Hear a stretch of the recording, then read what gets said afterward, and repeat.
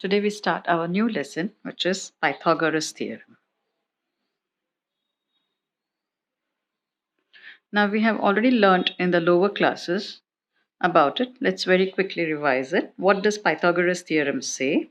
It says that in a right angled triangle. So make sure that we talk of Pythagoras theorem only when we have a right angled triangle into consideration.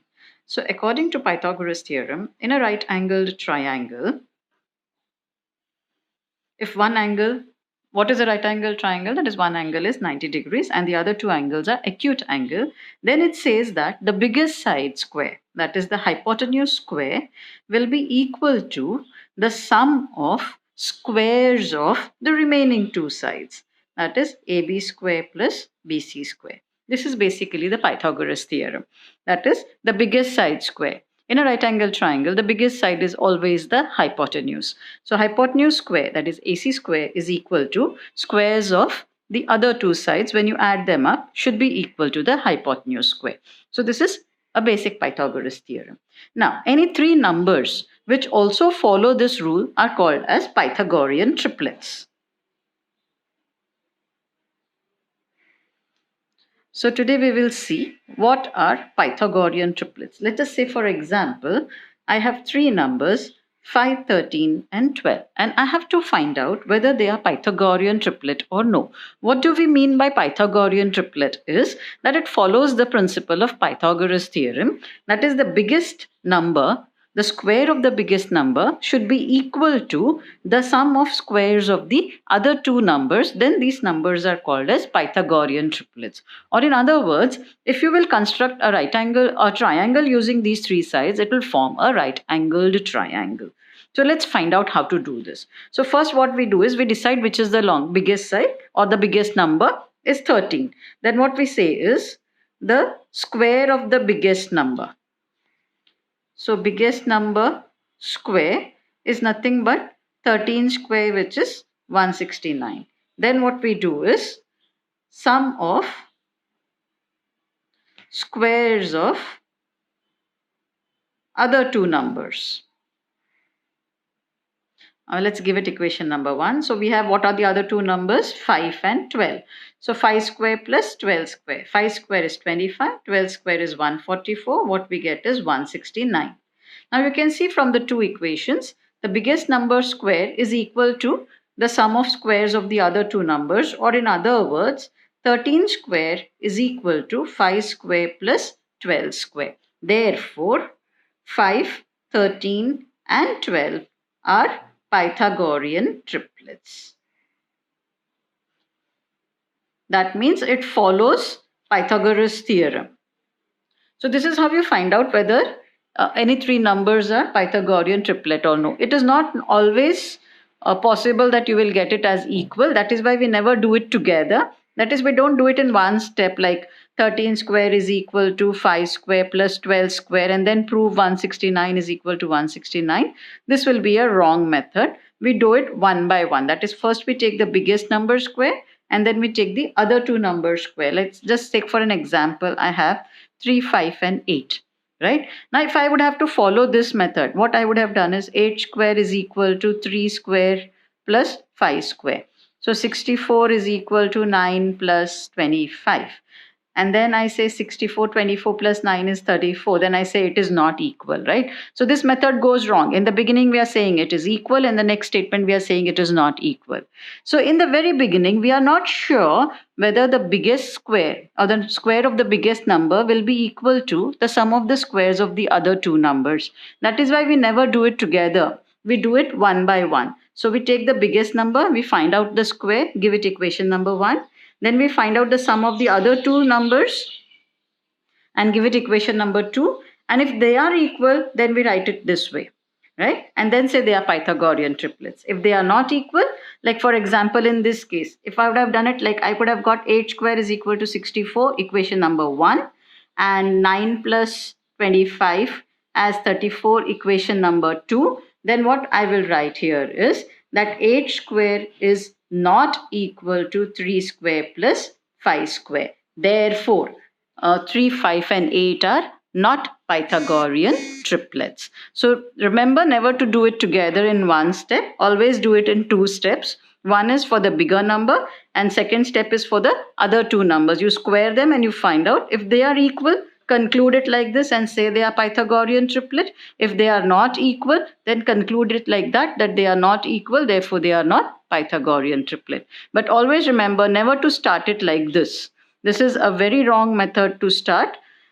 By equating that biggest square is equal to the sum of the two numbers, and if they are not equal, in the next step show they are not equal. This is a very wrong method. Do not follow it. Do it in two steps. Next, let us do properties of right angled triangle, which you have already learned in 9th standard. The first one being is property of 30, 60, 90 degrees, or a property of 30, 60 degree, 30, 60, 90 triangle. Now, I hope you remember it. Let's very quickly revise it. What it says is, in a right angled triangle. Now, everyone knows that sum of all three angles in a triangle is 180 degrees. Out of that, if one angle is 90, definitely the addition of the other two angles also has to be 90. That is, in this case, angle A plus angle C should be equal to 90 degrees. Then only the addition will be 180, right? So now, if one angle is 30 and the other angle is 60, such a triangle is called a 30, 60, 90 triangle. And what is the property here is, that is the side opposite to 30 degrees. Now, if this is the 30 degree angle, the side opposite is AB, and the property says that the side opposite to 30 degree will be half of the hypotenuse, that is AC. Similarly, the side opposite to 60 degree. Now in this case, A is 60 degree and the side opposite to it is BC. BC will be root 3 upon 2 times the hypotenuse. So this principle or this formula is applicable only when it is a 30, 60, 90 triangle. That is, the three angles in the triangle are 30, 60 and 90. You will not be able to apply it for any other triangle. Next is the property of 45, 45, 90 triangle. Now, as you can see here, the two angles are going to be equal. So let us say I have a triangle PQR in which one angle is 90 and the other two are 45. Now you have learned isosceles triangle theorem also last year. That is, if two angles are equal, then the side opposite to them are equal. And if two sides are equal, then the angle opposite to them are also equal. So this is the isosceles triangle theorem and converse of isosceles triangle theorem. So from here, if you can see, if two angles are equal, definitely the two sides are also going to be equal. That is, PQ is going to be equal to QR because it is an isosceles right angled triangle. And both of these will be equal to 1 upon root 2 times the hypotenuse. You can easily prove this by Pythagoras theorem. Like let us say PQ square plus QR square is equal to PR square. But since both are equal, I replace this also with PQ square. So what I get is 2PQ square is equal to PR square, or PQ square is equal to PR square upon 2. We take the square root on both the side and what we get is 1 upon root 2 PR. Right, so these are the two properties in a right angle triangle. So if a triangle is 30, 60, 90 triangle, then the side opposite to 30 degree will be half of the hypotenuse. Side opposite to 60 degree will be root 3 upon 2 times the hypotenuse. In a 45, 45, 90 degree triangle where both the angles are equal, the opposite sides are also going to be equal. Always remember, hypotenuse is the biggest side. It can never be equal to any of the other two sides. Leaving the hypotenuse, the other two sides are going to be equal. Because hypotenuse is the biggest side. You cannot have it equal to any one of these sides. So if these two sides are equal, PQ is equal to QR, and both these sides will be equal to 1 upon root 2 times the hypotenuse. That is PR. So now, let's solve some sums based on this. Let's see the first one. Now here you can see the first sum. A triangle ABC is given, which is a 90-degree triangle at B. And one angle C is given 30 degree, and we have to find out AB and BC. Now, As you can see, one angle is 30, definitely the other angle is going to be 60 degree. But since it is not given in the question, it is our responsibility to first prove that this triangle is a 30, 60, 90 triangle. Then only we can apply the formulas which are based on the property. So how do we do that? We write in triangle ABC, angle B is 90, angle C is 30 given. Therefore, angle A is 60.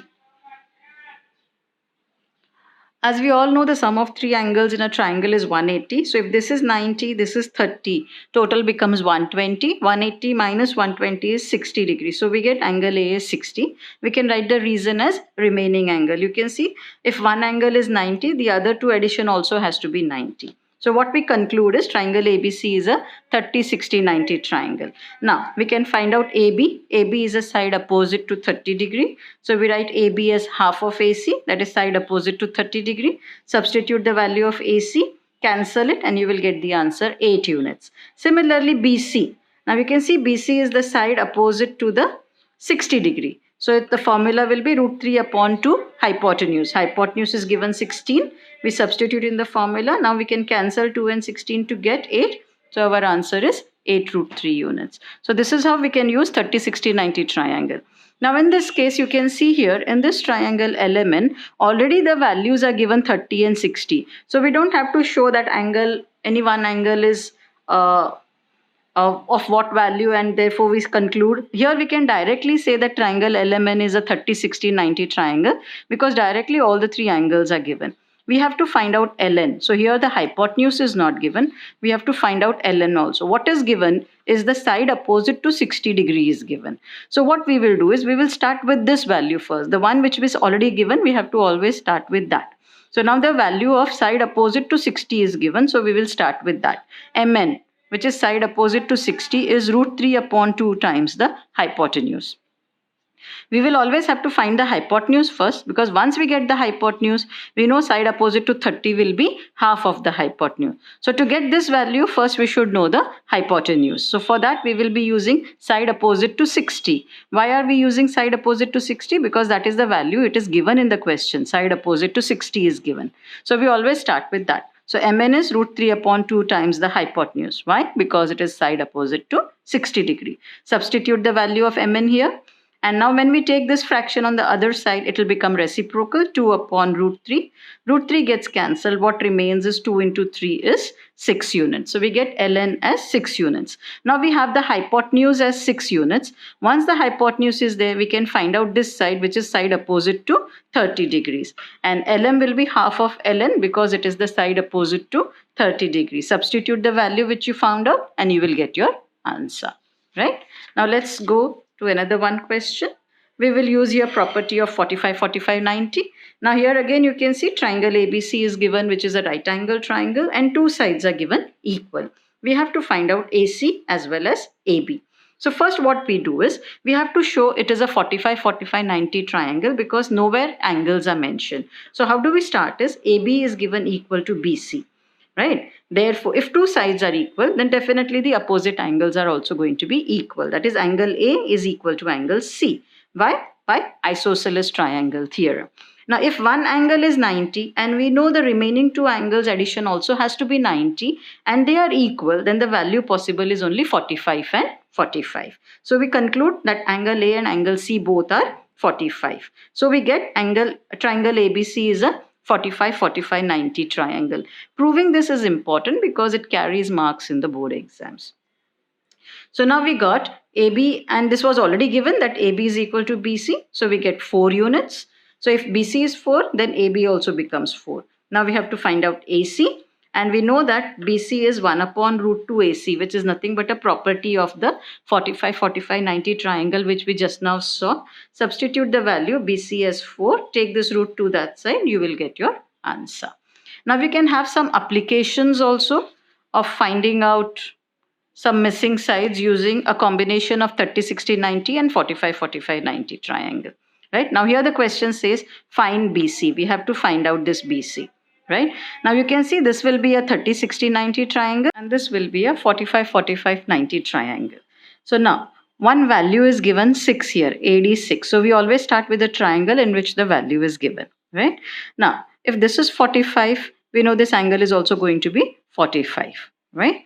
Because the addition has to be 90. So what we get is, if this is also 45, then definitely it is an isosceles triangle. So if AD is 6, BD is also going to be 6 units. And this is converse of isosceles triangle theorem, which says that if two angles are equal, then the side opposite is also equal. So we got BD as also 6 now. So now BD is side opposite to 30 degrees. But first what we will have to do is, we will have to prove that this is a 30, 60, 90 triangle, as we have done earlier by writing this is a 90 degree given, this is 30 degree given. Therefore, angle CBD will be 60 degrees, remaining angle. Therefore, triangle BDC is a 30, 60, 90 triangle. And then what we say is BD is half of BC. So you can see, if this is the 90 degree, opposite side BC will be the hypotenuse. So for this triangle, BC is the hypotenuse, and BD, which we got 6, is the side opposite to 30 degrees. So BD is half of BC. Substitute the value of BD and cross multiply, you will get your answer BC as 12 units.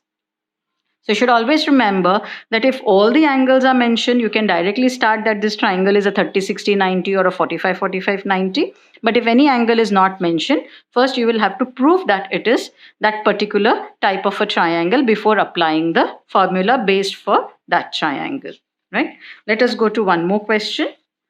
Now let us say we have this type of a triangle. We have triangle BCD and triangle ABD. Both are right angled triangle. Two sides are given here. One angle is given. And we are supposed to find out BD first. So let's do one step at a time. BD. Now BD is the hypotenuse of this triangle. So how do we write it? In triangle BCD, angle C is 90 degrees. So by Pythagoras theorem, BD square will be equal to BC square plus CD square. Substitute the value by taking square root. You will get BD value as 25. So I got BD as 25 units. Next is find the area of this triangle BCD.